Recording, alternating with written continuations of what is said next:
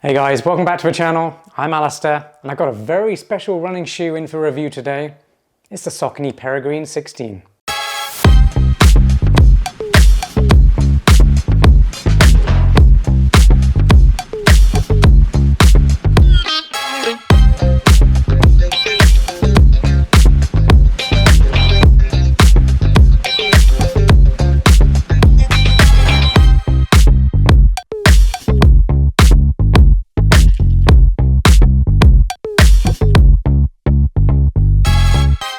If you caught my Peregrine 15 review last year, then you'll know I absolutely love that all-mountain trail running shoe.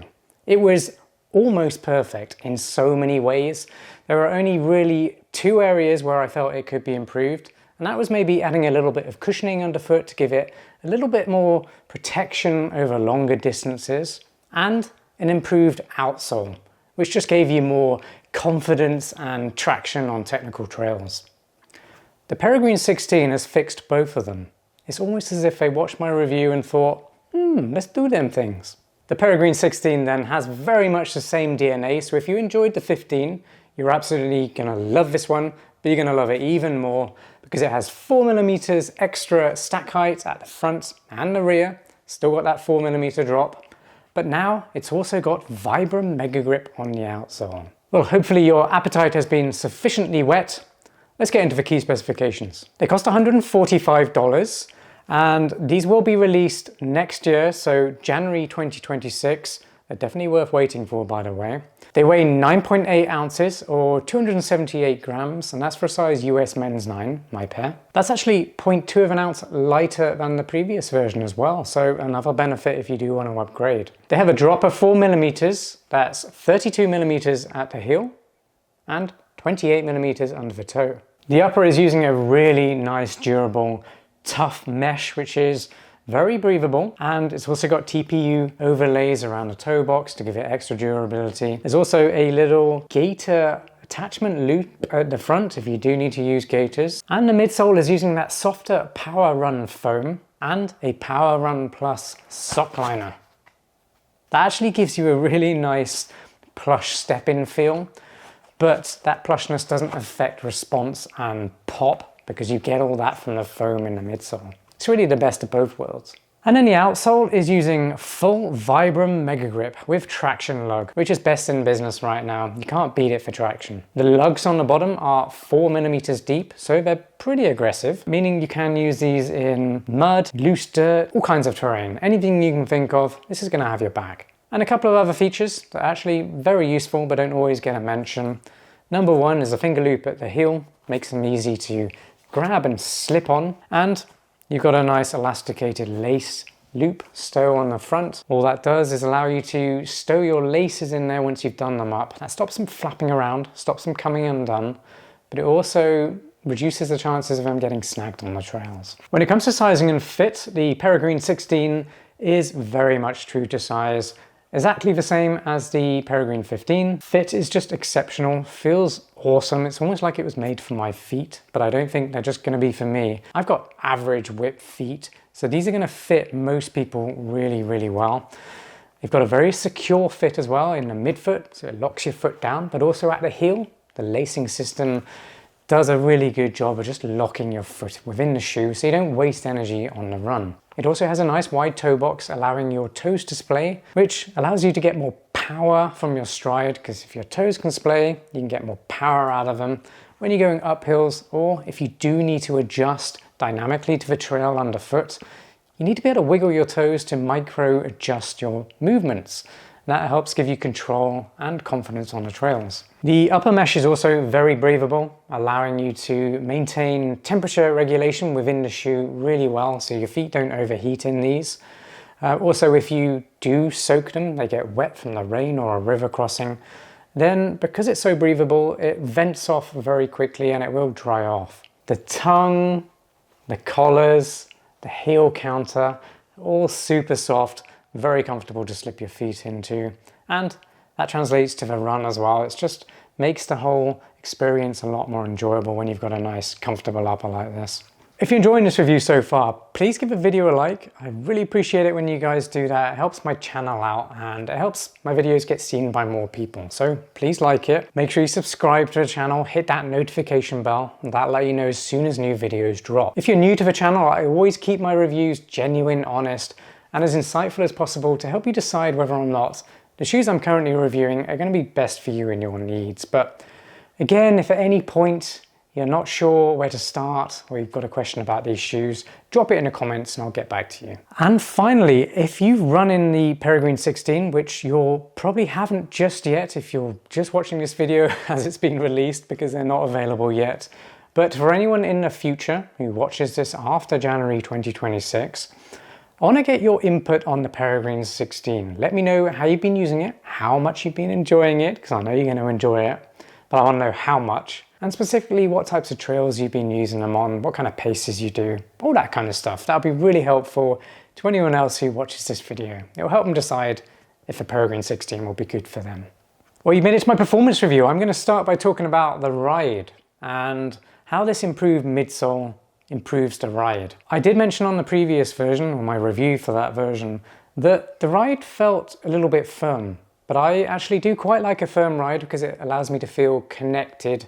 I feel like I can feel the trail beneath me and that helps me respond to it better. There was a caveat with that. If I wanted to run long distances, it felt a little bit too firm for that kind of situation. So I really wanted a little bit more foam, and Saucony has really done that. They've added 4mm all the way across the midsole, and it's really the extra comfort over the long distance and on hard trails is where you feel it most. But what I like about it is I don't feel like I'm losing control because the stack's higher. There's no extra wobble and there's no instability because of it. So when I talk about longer distances, I'm really saying over 10 miles, I guess. Or if you want to run all the way up to a 50-kilometer race, I'd say these would be absolutely fantastic, especially if it is a technical race. The Peregrine 16 is going to be perfect for you. Maybe if you want to go longer distances or you've got a lot of hard trails within your race, or you just like a softer platform for running in, maybe look at the Saucony Xodus Ultra 4. That is my current top pick for ultra running because it's a fantastic shoe, but I love using it on longer distance trail runs as well, or trail races. Then you've got the huge upgrade on the outsole, Vibram MegaGrip. I mentioned before that the previous version had Power Track rubber compound, which is proprietary from Saucony. Now it's pretty good in most circumstances, to be honest, but it's not as good as Vibram MegaGrip. So I really like the fact Saucony has upgraded the outsole here to match the Xodus Ultra 4, which is also using Vibram MegaGrip. And it just gives you extra confidence and versatility. You don't have to worry about whether you're going to come across some wet roots or wet rock. Stuff like that you do have to worry about on some harder rubber compounds. So it just eliminates that worry on the run for anyone who gets anxiety on the trails. If you are worried about hitting some terrain that you might not have a shoe for, all those worries will go away if you are running in a shoe with Vibram MegaGrip. The traction lug is also very good if you are going up steep inclines or declines. You'll see it's got this chevron formation at the front pointing forwards. That helps you bite into the trail going up steep inclines. And then at the rear it's reversed, which helps catch you if you are going down steep inclines. It just gives you more grip in that situation.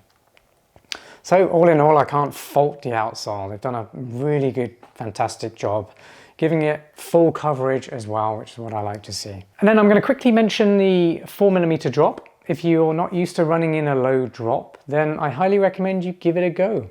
It is certainly a better option if you do like venturing off onto technical trails. Having a lower drop, meaning your foot isn't angled upwards too much, gives you more control and adaptability on the trails. So you just have to imagine if you didn't have any shoes, you would have a 0 drop.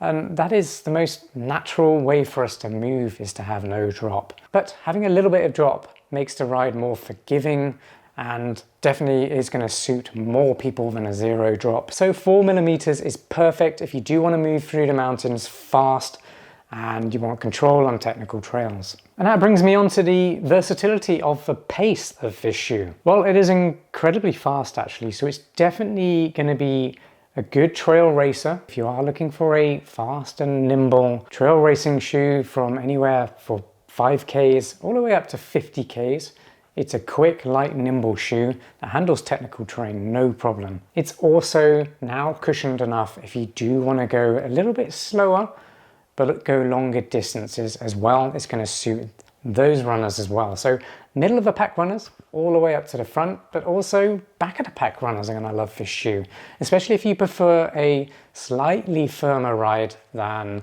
some of those more cushioned trail cruisers or all mountain trail shoes. If you're not sure if it's going to be good for you or not, just let me know your circumstances down below and I'll help you decide whether it's going to be right for you. If you're wondering where the Peregrine 16 ranks in my best all-mountain trail running shoes roundup, well, you'll just have to follow that link up there. That'll take you to my roundup of the best all-mountain trail shoes right now.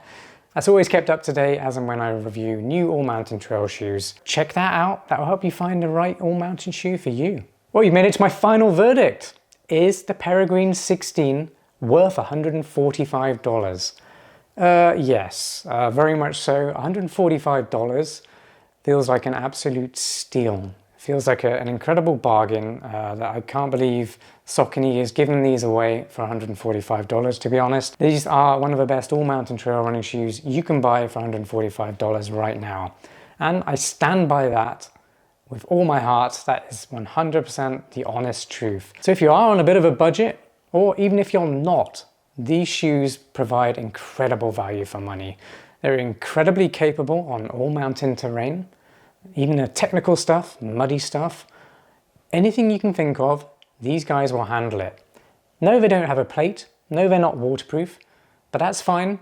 Most trail runners don't really want a waterproof running shoe because it means they get the breathability instead. And it means they get a lighter shoe and a more flexible shoe too. That reminds me, I almost forgot to show you the flex. It's actually a very easy flex, torsionally speaking, and all the way along the shoe. And what that does is give you extra control on the trails. It allows your feet to feel the trail and move with it. Well, that's it from me. I really hope you enjoyed my Peregrine 16 review. Remember to like the video, drop a comment, and most importantly, subscribe to the channel so you don't miss my next review. I've got a few Saucony reviews coming up, all pre-release, and I can't wait to tell you all about these ones. Thanks again for watching. I'll see you on the next one. Peace.